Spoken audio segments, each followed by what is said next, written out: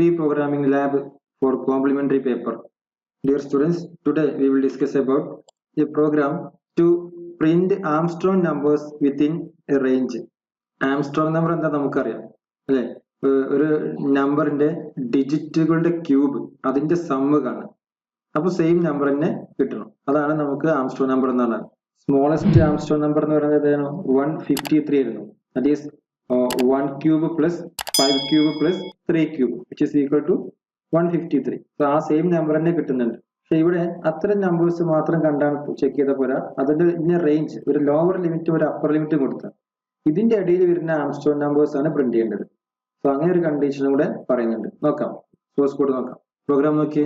Hash include stdio.h, hash include conio.h, void main, int I r sum temp, ഇതെല്ലാം നമുക്ക് വേണ്ട values ആണ്. അതുപോലെ int min max, min max എന്ന് പറഞ്ഞാൽ lower limit upper limit enter ചെയ്യാൻ വേണ്ടിയിട്ട്. Okay, so enter the lower limit, min എന്ന് പറഞ്ഞ വേരിയബിൾക്ക് അസൈൻ ചെയ്തു.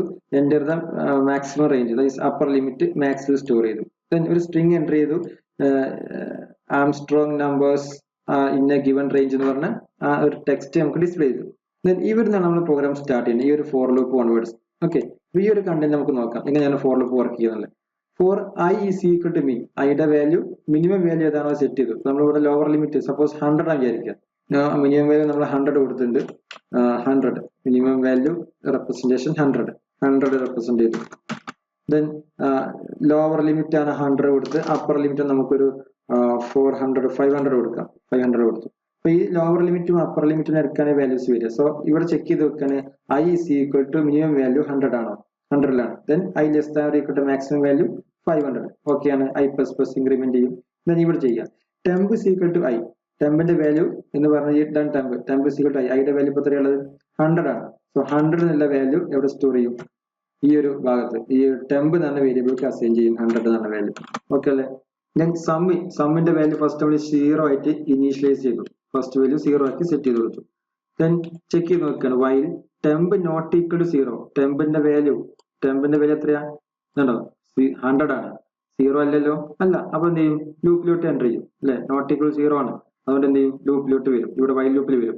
ഇവിടെ ചെക്ക് ചെയ്ത് നോക്കും, r is equal to temp mod 10, that is ടെമ്പിൽ എന്താ വാല്യൂ ഉള്ളത് നോക്കി, 100 ആണ്.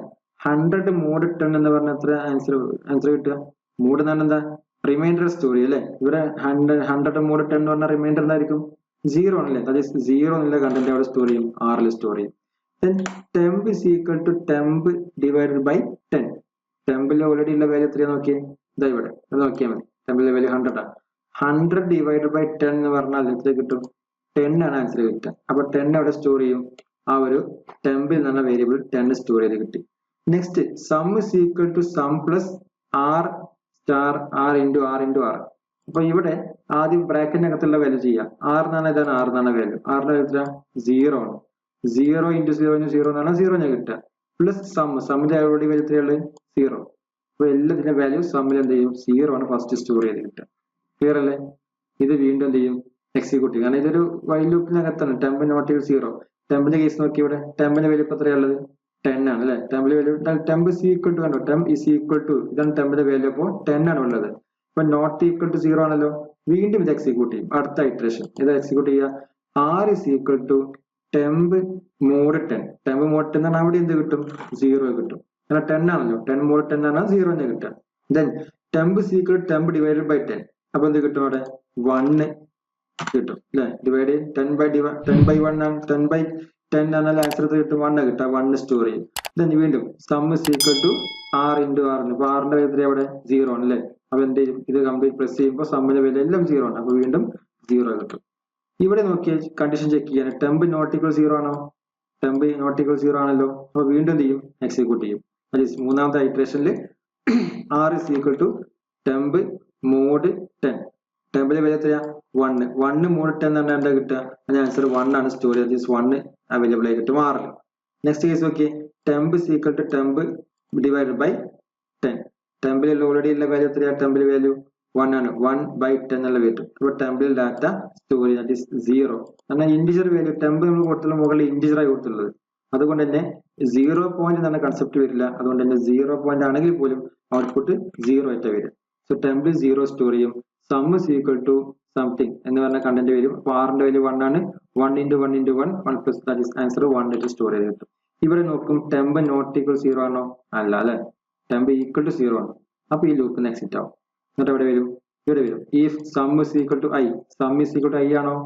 സമ്മിൽ ഇപ്പൊ എത്ര ഉണ്ട്? എന്താണ് സം? സമ്മിൽ ഈക്വൽ ടു 1 ആണുള്ളത്. ഈ 1 is equal to i ആണോ? i എന്താ?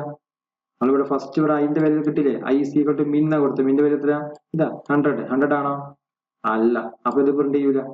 ഇത് ആംസ്ട്രോങ് നമ്പർ അല്ല അല്ലെ? നമ്മൾ മുമ്പ് ആംസ്ട്രോങ് നമ്പറിനെ പ്രോഗ്രാം ചെയ്തിട്ടുണ്ടായിരുന്നു.